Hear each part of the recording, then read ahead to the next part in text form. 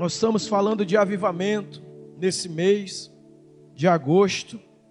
E avivamento fala de viver uma vida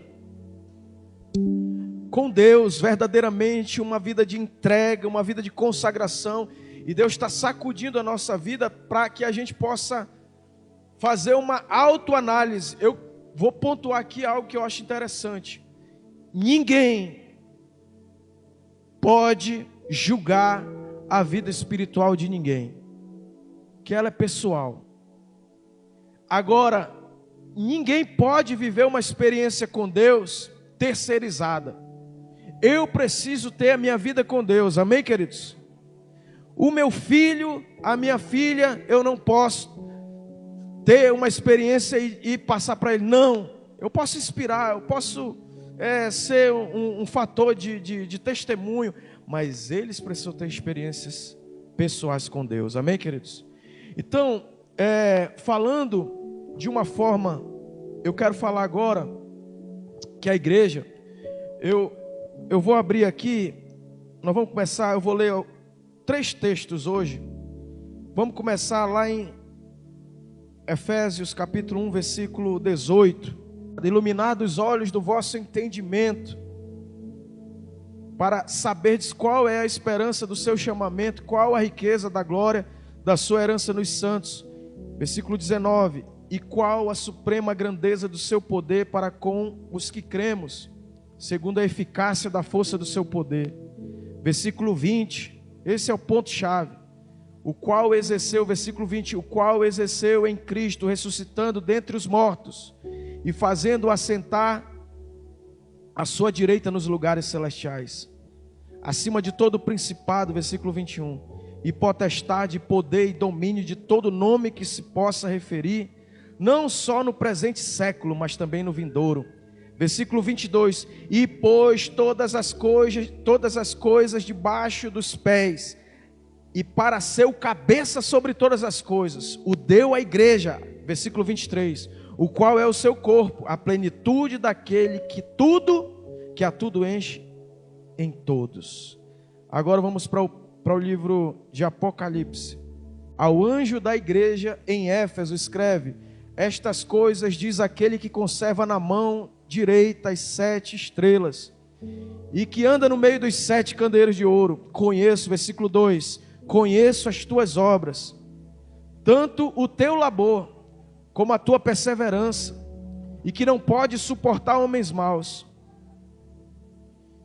e que puseste à prova os que a si mesmos se declaram apóstolos, e não são, e os achastes mentirosos. Versículo 3, tens perseverança, suportaste provas por causa do meu nome, e não te deixaste esmorecer. Aí agora ele vai chamar a atenção, né? Versículo 4, tenho porém contra ti, que abandonaste o teu primeiro amor. Versículo 5, ele começa a dar a direção para a correção, né? Para voltar para o primeiro amor. Aí ele diz, lembra-te, pois de onde caíste, arrepende-te, e volta à prática das primeiras obras. Se não, venho a ti, moverei do seu lugar o teu candeeiro, caso não te arrependas. Versículo 6, tens contudo a teu favor, aí ele elogia de novo, né? Tens contudo a teu favor, que odeias as obras dos nicolaítas, os quais também eu odeio. Versículo 7, quem tem ouvidos, ouça o que o Espírito diz às igrejas.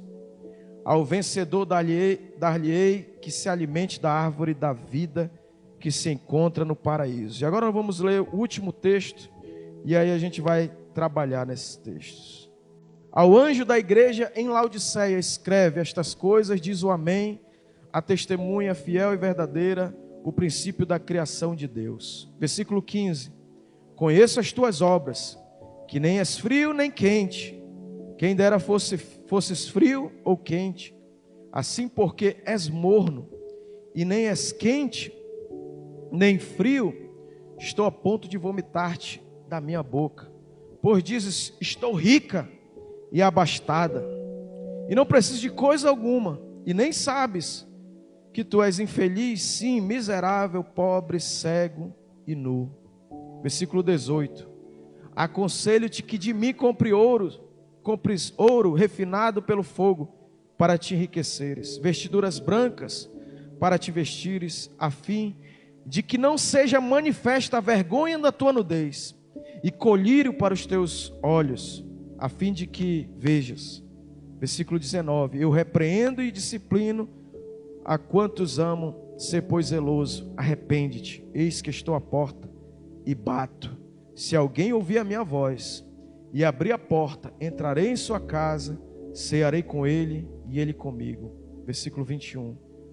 Ao vencedor dar-lhe-ei sentar-se comigo no meu trono, assim como também eu venci e me sentei com meu Pai no seu trono. Quem tem ouvidos, ouça o que o Espírito diz às igrejas. Interessante que ele diz às igrejas, né?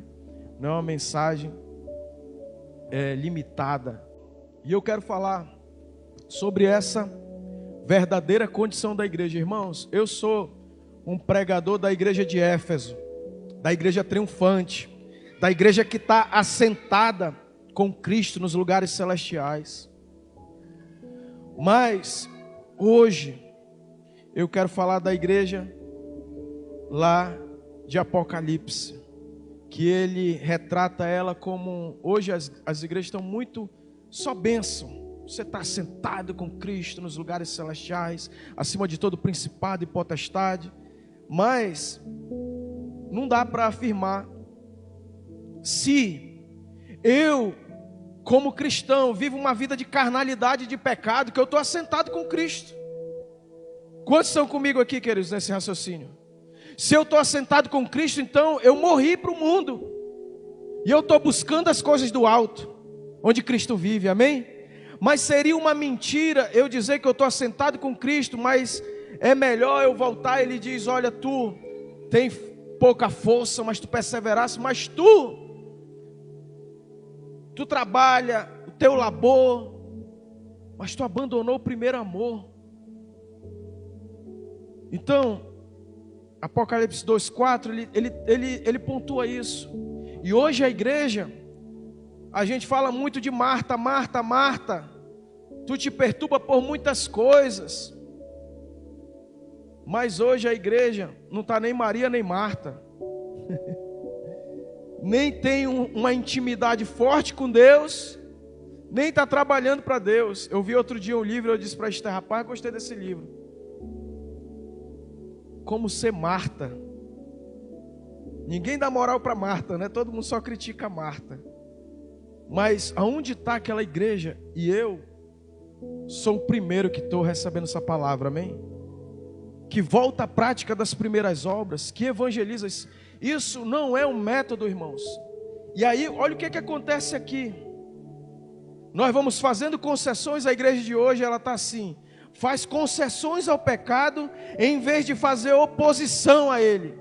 A gente vai sempre justificando o pecado, tolerando o pecado, né? E aí, os maiores pecados a gente vê hoje sendo a vergonha da igreja exposta, né? Ainda há pouco, é uma igreja cristã, católica, um padre foi preso, que vazou até vídeo dele ainda agora. Mas e aí, a gente vai ficar só, vamos expor a vergonha? É triste isso. Mas a gente precisa buscar as vestes brancas, amém? Para encobrir essa vergonha, para a gente ter um caráter. Então a culpa, queridos, olha aqui para mim. Paremos de procurar desculpas para o nosso fracasso. Por que a igreja não é eficiente? Nada é transformado. Pelo contrário, a violência aumenta, o pecado aumenta. Paulo, quando ele escreve para a igreja de Éfeso, lá havia o grande templo da Diana dos Efésios. Havia uma imagem que é maior do que aquela de 5 metros lá do Rio Grande do Sul, que está uma guerra lá no Rio Grande do Sul. Era uma imagem enorme. Eu não consegui decorar a medida exata da Diana dos Efésios. Mas a igreja foi tão poderosa, irmãos, que a Diana dos Efésios lá foi jogada para lado. A gente pensa que só hoje tem imoralidade, tem pecado, tem carnalidade.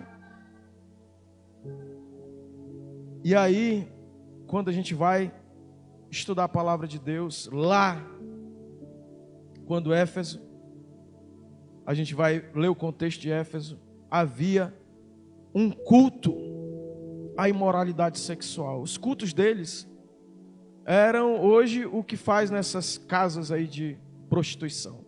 Os cultos deles, e a igreja conseguia transformar aquela sociedade. E aí hoje a gente começa, não tem como, a sociedade vai de mal a pior, a culpa pelo declínio da moralidade, a moralidade acabou, todo mundo é imoral, hoje é culpa do cinema, é culpa da Globo, é culpa do Hollywood, é culpa não sei de quem, é culpa da internet, mas a culpa pela depravação moral da nossa geração, irmãos, é que a igreja parou de ser sal e luz. A gente já negocia. Na década de 90, divórcio era intolerável. Hoje em dia, divórcio é totalmente, né? Pecados. Eram pecados, hoje não. Isso aí, não sei o que. A gente começou a tolerar. Romanos 12:2 diz: não vos conformeis com este mundo, mas transformai-vos pela renovação da vossa mente, para que possais experimentar a boa, agradável e perfeita vontade de Deus. Só que hoje, ninguém quer mais esse evangelho que confronta o pecado. Se confrontar o pecado, o cara vai lá, tem 10 igrejas para dizer, não, você está bem. É porque lá o negócio está... E aí, não foi, queridos, no momento de popularidade, que a igreja cresceu. A igreja cresceu na perseguição, na clandestinidade. A igreja era uma igreja poderosa quando eles eram martirizados, mas a gente não pode ser ingênuo, querido, e acreditar que esse crescimento da igreja que a gente vive hoje, a gente falou, não sei se eu falei, mas tem milhões de templos, milhões de Bíblias. Eu falei sobre Sodoma e Gomorra, né? Vocês lembram na última ministração? Não tinha Bíblia, não tinha templos, não tinha pastor pregando em Sodoma e Gomorra, e Deus derramou da sua ira e do seu juízo lá. E a gente que tem templos, tem Bíblias, mas ninguém vai para templo, né? Parece assim que é um favor que está fazendo para Deus. Poxa, eu vou lá, hoje eu estou... O relacionamento com a palavra ínfimo. Mas olha o que a Bíblia diz, queridos. Mateus capítulo 5, versículo 10. Bem-aventurado os perseguidos por causa da justiça, porque deles é o reino dos céus. Quantos estão dispostos a ser perseguidos aí por causa da justiça? De você lá na sua área de influência, você dizer, não, cara, eu não vou falar esse tipo de palavrão, isso não glorifica a Deus. Quem está disposto a ser perseguido por amor de Jesus, amém? Naquela época era coisas, hoje é coisa básica, né? Hoje é coisa simples. É a gente se posicionar em amor, mas em verdade. Eu falei aqui há algum tempo atrás, amor sem verdade é falsidade.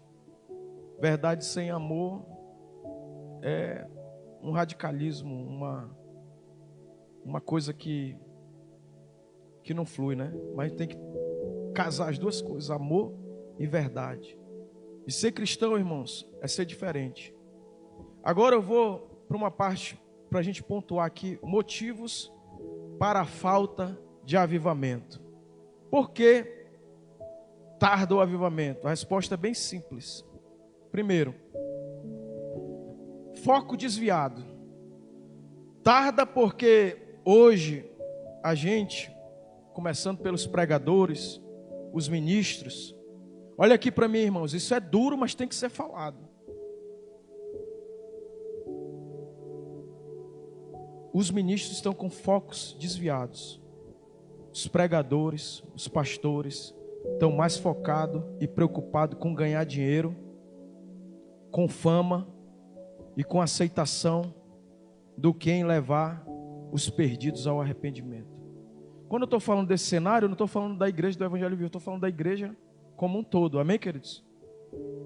Hoje a gente está preocupado com grana, com fama e com popularidade. A igreja entrou nesse foco que não tem nada a ver. Hoje, quando a gente fala em reunião de líderes, vamos fazer uma reunião de líderes.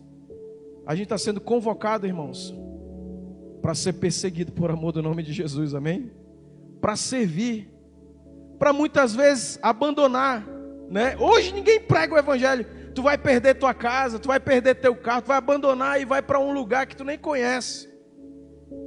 O evangelho era isso. Na verdade, o evangelho é isso. Eu quero desenvolver meu chamado. Aparentemente, o cara vai renunciar a algo. Quantos estão captando a mensagem? Mas qual é a ideia que tem hoje? Ei, o cara vai abrir uma igreja para ganhar dinheiro. É ou não é? É ou não é, queridos? Se ganha dinheiro, eu ainda não consegui, que eu estou ralando já desde 16 anos na igreja. Mas se a minha motivação fosse dinheiro, irmãos, esse ministério já tinha o meu, eu falando pessoalmente, cada um responde pelo seu, amém, queridos? É ou não é? Mas a gente precisa fazer essa ruptura. Eu vou para a igreja para me ganhar dinheiro? Não vou para a igreja para me ganhar dinheiro, irmãos. Muitas vezes eu vou para mim renunciar. Tem bênçãos financeiras? Tem. Também não vamos dizer que não. Amém? Mas a finalidade de eu buscar um avivamento não é grana, não é fama. Pelo contrário, é perseguição. É incompreensão. Se tu diz, eu vou ser agora uma pessoa consagrada para Deus, você vai ser uma pessoa esquisita, uma pessoa esquisita. Termo pesado, né? Não era isso que eu queria usar, mas é o idiota. O cara vai deixar de comer, vai deixar de dormir para buscar Deus. É uma idiotice, isso não tem lógica. Mas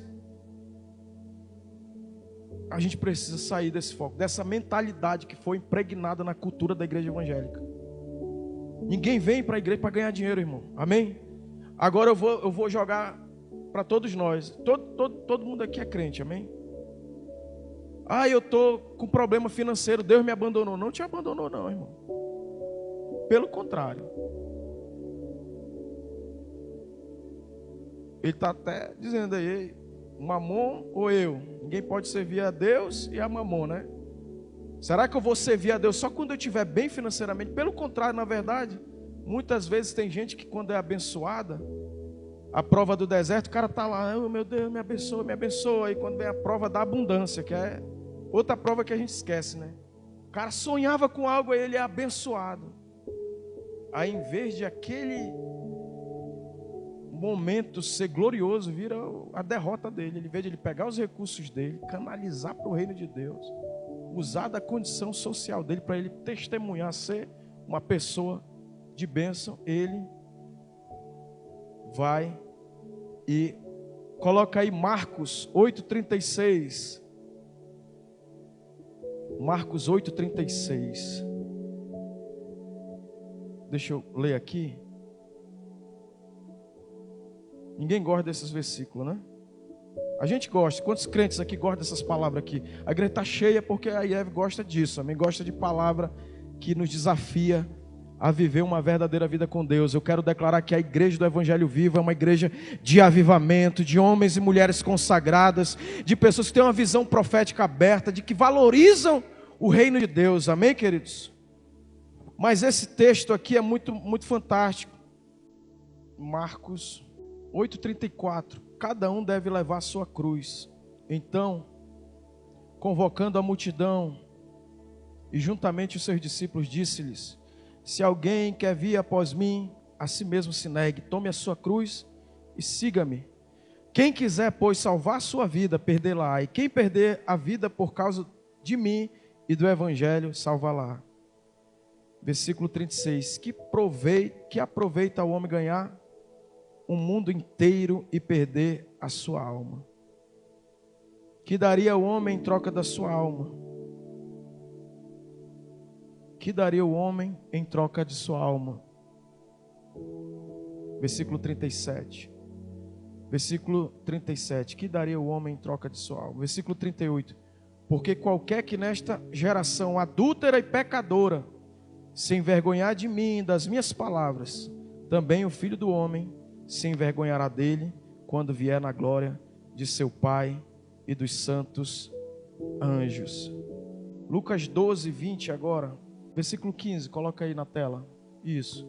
Então lhes recomendou: tende cuidado e guardai-vos de toda e qualquer avareza, porque a vida de um homem não consiste na abundância dos bens que possui. 16. E lhes proferiu ainda uma parábola, dizendo: o campo de um homem rico produziu com abundância, e arrazoava consigo mesmo, dizendo: que farei, pois não tenho onde recolher os meus frutos. Versículo 18.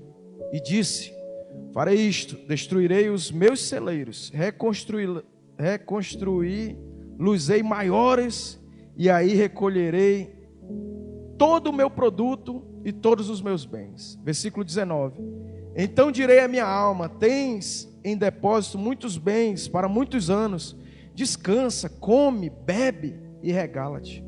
Versículo 20. Mas Deus lhe disse: louco, essa noite te pedirão a tua alma, e o que tens preparado para quem será? Assim é o que entesoura para si mesmo e não é rico para com Deus. Queridos, eu não estou aqui trazendo uma pregação anti-prosperidade, amém, queridos? Mas eu estou querendo trazer uma reflexão para a gente focar em ser rico para com Deus. E é isso que hoje a gente precisa destacar. No caso, será que é uma análise individual? Será que eu estou hoje 100% focado só nas questões materiais? O quanto da minha vida está sendo investida para ser rico para com Deus? Todos nós aqui legitimamente buscamos diariamente recurso financeiro, e isso não é ruim, isso não é pecado, também não estou dizendo isso, mas eu quero que você faça uma reflexão de o que eu vou fazer para ser rico para com Deus. Como que eu vou? E aí a gente avança. Primeiro, diga: foco desviado, foco só em coisas terrenas e não em coisas celestiais. Outra coisa que faz a gente perder o avivamento. Por que tarda o avivamento? Porque os nossos cultos parecem mais shows do que uma pregação genuína do Evangelho. As pessoas querem animar, entreter, é ou não é? Fazer a pessoa se sentir feliz.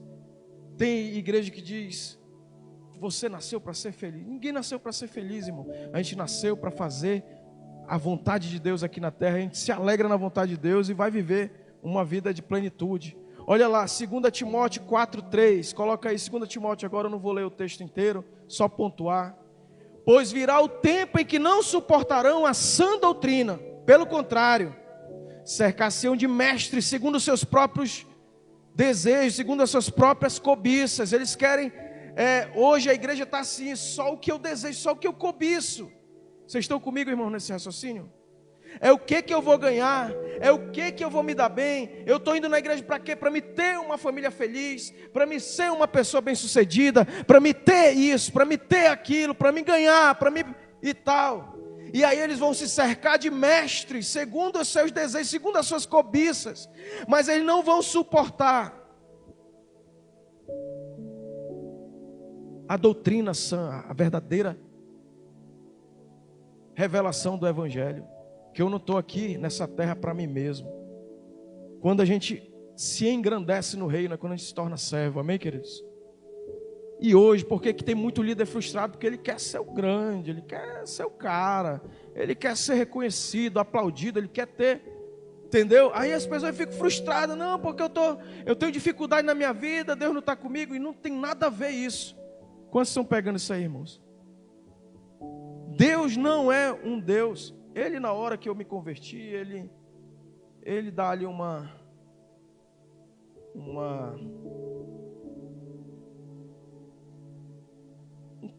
uma atenção maior, né? Quando é um recém-nascido, né? A gente tem uma atenção maior.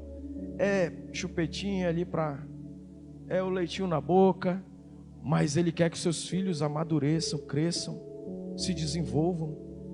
Não precisa, mas a igreja brasileira está só na fase dos desejos, das cobiças. Eu quero, me dá. Aqueles desejos, né, bobos, que a gente acha que a vida é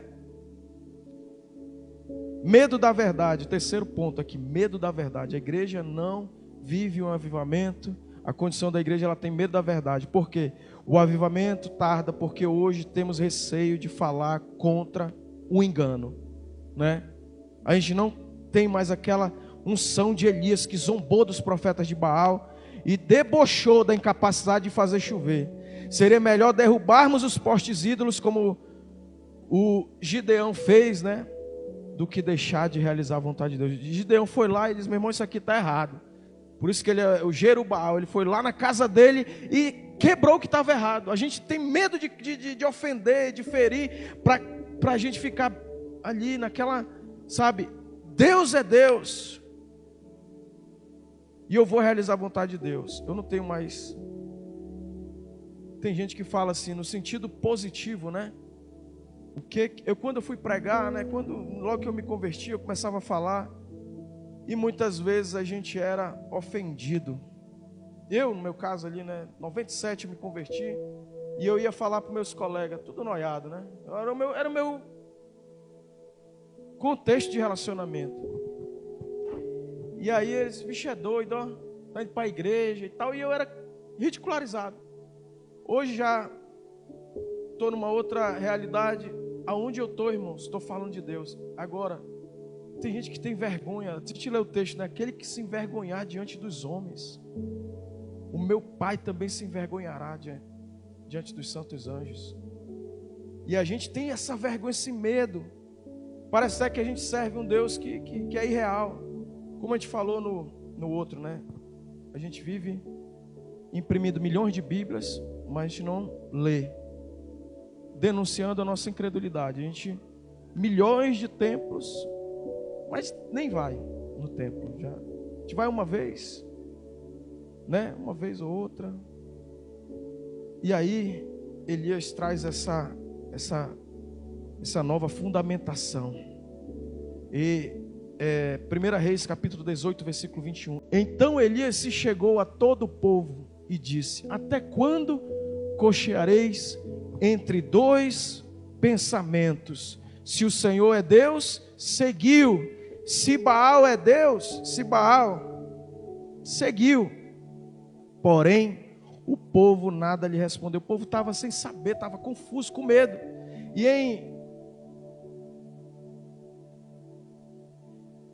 E eu quero declarar hoje sobre nós, amém? Diga assim: o meu foco vai estar em Deus. Eu vou ter foco em Deus. Eu não quero cultos superficiais, eu quero mergulhar em Deus, eu quero conhecer a Deus. Irmãos, quando a gente tem uma experiência com Deus, quando a gente vive em intimidade com Deus, a gente quer ter uma vida de experiência com Deus. Eu quero declarar que você vai ter isso, que você não vai ter medo da verdade, que você vai abraçar o reino de Deus. Não, eu sou de Deus e acabou, e está fechado. E a outra questão aqui é falta de intenção. Queridos, nós estamos aqui hoje e Deus tem uma intenção clara. Ele nos salvou para a gente salvar, amém? Ele nos salvou, e eu vi outro dia, aquilo me impactou muito. A igreja hoje, ela está focada muito em sustentar estruturas para si mesmo. É muitos ministérios para si mesmo, é muita estrutura física para si mesmo. Quando na verdade a gente tem que simplificar e entender que a gente está na terra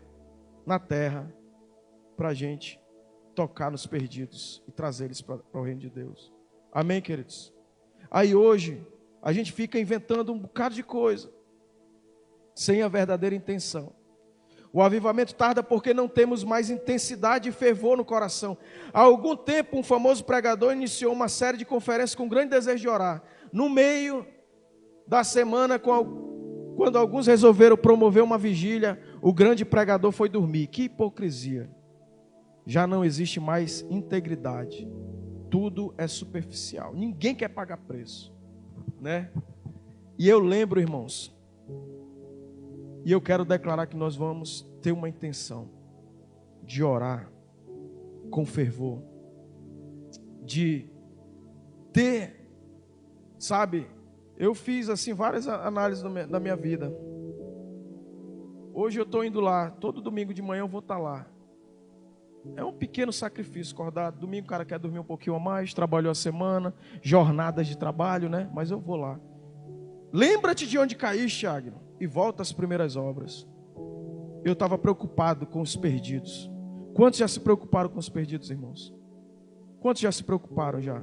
Tinha intensidade na sua oração, tinha um fervor. Eu vou jejuar por alguém, cara. Eu não sei nem, mas Deus, alguém precisa ser salvo. Tinha uma intenção, tinha uma angústia. Hoje não, a gente vive uma falta de integridade. Eu estou preocupado com o reino de Deus. Eu quero o reino de Deus. Tá, eu quero o reino de Deus. Agora de maneira efetiva, né? Que nem esse cara. Vamos fazer um movimento de oração aqui. Vamos fazer a vigília. Ele foi embora. Deixou claro que era uma incoerência. Na verdade não queria, né? Hoje Deus está nos testando. E Tiago diz: confessai, pois, os vossos pecados uns aos outros e orai uns pelos outros para seres curados. A súplica do justo pode muito em seus efeitos. Queridos, a cura quando a gente confessa nosso pecado aqui. E eu confesso o meu. Eu não estava me dedicando da maneira como eu me dediquei. Por muitas razões de justificativa. Não, agora eu vou para cima. Eu vou fazer isso aqui, isso aqui, isso aqui, isso aqui. Amém, queridos? Em vez de buscarmos a propagação do reino. Olha só isso, queridos, isso é muito forte. Ele relata aqui: o fator que mais retarda a vinda de um avivamento do Espírito Santo é a ausência de angústia de alma. Olha só, queridos. A nossa alma tem que ser angustiada por Deus, irmãos. A gente está angustiado por coisas da terra. A gente está totalmente tomado de coisas terrenas. Mas a integridade na oração é colocar uma angústia interior. Em vez de buscarmos a propagação do reino, a gente está fazendo o quê? Propaganda. Tentando melhorar a nossa publicidade, em vez de a gente trabalhar a propagação. Elias orou fervorosamente, mas nossas orações não nos custam nada. Qual é o tipo de oração, Agno, que você está fazendo? Analisa você aí. Amém, queridos? Qual tipo de oração? Tem fervor, tem intensidade na tua oração? Está te custando algo? Oramos de forma intermitente, sabe, sem vontade, sem força, sem intensidade para mover Deus. Mas eu quero te convidar a fazer uma oração de Elias. A oração de Jesus. Não vou nem falar da oração de Elias. Elias dobrava o joelho lá e clamou perseverantemente. Mas Jesus, olha lá, Lucas 22, 44. E Jesus, em agonia, orava mais intensamente. Aconteceu que o seu suor se tornou como gotas de sangue caindo sobre a terra. Estando em agonia, orava mais intensamente. E aconteceu que o seu suor se tornou como gotas de sangue caindo sobre a terra. Eu quero declarar que nós vamos voltar a uma oração que queima diante de Deus a nossa vida. De dizer: Senhor, eu não vou ficar ardendo pelo pecado, eu vou arder pela santidade, eu vou queimar pela santidade. Por que o avivamento não vem? A resposta é simples: foco desviado, cultos superficiais. Mas eu quero declarar a palavra profética, amém? Nós vamos estar focados no reino de Deus, focados na presença de Deus. Nós vamos ter cultos profundos. Nós não vamos fazer culto normal, vir aqui e chegar aqui, fecha o olho, levanta, sai. Não, vou ter cultos profundos. Eu vou buscar, Senhor, eu vim aqui para te tocar. Eu não vou ter medo da verdade, eu vou amar a verdade, porque eu estou com a verdade. Pode vir qualquer mentira, eu vou ter uma intenção verdadeira. Não é falta de intenção. Eu não vou dormir. Por que muita gente, irmãos, está na igreja e não tem vontade e desejo? Porque ela está dormindo, na falta de propósito, de intenção. A ausência de integridade na oração é orar até agoniar. E, em último lugar, a glória de Deus está sendo roubada. A glória de Deus rouba-se quando o avivamento tarda. Deus quer derramar avivamento. Olhe para o seu irmão aí, olha para essa igreja. Diga: Deus quer derramar avivamento. Deus quer. Mas por que não vem? Porque a gente quer roubar a glória de Deus. E como que isso se procede, esse roubar a glória de Deus? O avivamento tarda porque roubamos a glória que pertence a Deus. Vamos refletir aqui. João 5,41, esse é o último ponto. E eu acho mais interessante. João 5,41. Eu não aceito glória que vem dos homens. A gente está atrás da glória dos homens, irmãos. Quando que eu roubo a glória de Deus? Quando o meu ministério depende da apreciação, do reconhecimento. Eu não estou falando que é proibido elogiar, é proibido reconhecer, mas se o meu coração se move para buscar um reconhecimento e uma glória humana, eu estou roubando a glória de Deus. Diga: a maior plateia que tem que existir é o céu. Diga para o seu irmão: você vai ser aplaudido pelos céus e vaiado pela terra. Pode ser vaiado pela terra, pode ser criticado pela terra, mas se o céu te aplaude, meu irmão, você está glorificando a Deus. E versículo 44, olha como Jesus ele vai mais profundo. Versículo 44, eu estou concluindo já. Como podeis crer, vós os que aceitais glórias uns dos outros, contudo não procurais a glória que vem do Deus único. Irmãos, deixa eu te falar uma coisa, avivamento vem quando a gente diz: eu não quero aplauso, eu não quero reconhecimento, eu não quero meu nome sendo elevado. Eu quero, Senhor, que o teu nome seja exaltado. Eu quero ver o teu nome honrado. Eu quero ter a satisfação de levantar, de ter um zelo pelo teu nome ser exaltado. Por que muita gente saiu da igreja? Porque ela estava buscando uma glória, um reconhecimento que não pode até vir, irmãos, um elogio. Eu elogio, elogio não é pecado, amém? Inspirar as pessoas é bênção, mas o que eu estou falando é de algo mais profundo. Eu não tenho que ter nenhum, eu sou, olha Isaías 42:8, eu sou o Senhor. Isaías 42:8, eu sou o Senhor, esse é o meu nome, não darei a minha glória, nem a imagens, o meu louvor. Chega de autopromoção nos púlpitos, chega de exaltar o meu programa, o meu ministério, chega de exaltar a minha igreja.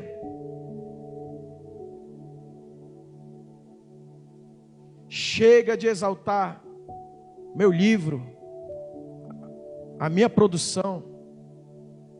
Hoje, Jesus está dizendo assim: eu estou repulsando isso, com demonstração de carnalidade nos púlpitos, de querer ser, de querer aparecer.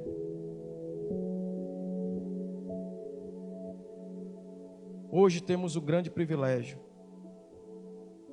e os pregadores aceitam isso, já esperam, esquecem-se de que só estão ali pela graça de Deus. Eu só estou aqui, irmãos, pela graça de Deus. Amém? Diga: ministério, a minha graça te basta. Meu poder se aperfeiçoa na minha fraqueza. Teu poder, Senhor.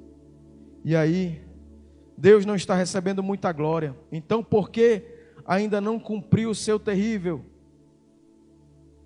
Porque ele está que nem ali a igreja de Laodiceia: eu vou vomitar você da minha boca. Nós fracassamos, estamos impuros, apreciamos os louvores dos homens, nos movemos por causa, buscamos nossos próprios interesses. Vamos querer que cresça para a gente se engrandecer por aquele feito. Não. Ó Deus, liberta a nossa existência dessa visão egoísta, de sermos egocêntricos. Dá-nos a bênção, Senhor, do quebrantamento. Que o juízo de Deus venha ajustar o nosso coração para a glória dele, amém? E em último lugar, eu quero que você nessa oração analise esses 2 pontos. Sua vida com Deus de consagração. Eu vou analisar a minha. Só estou direcionando para você. Não é a vida de ninguém. Tem muita gente, cara, que ele começa a ter um compromisso com Deus. Aí ele vê 10 descomprometidos, aí ele fica com raiva dos 10 e rompe o compromisso dele com Deus.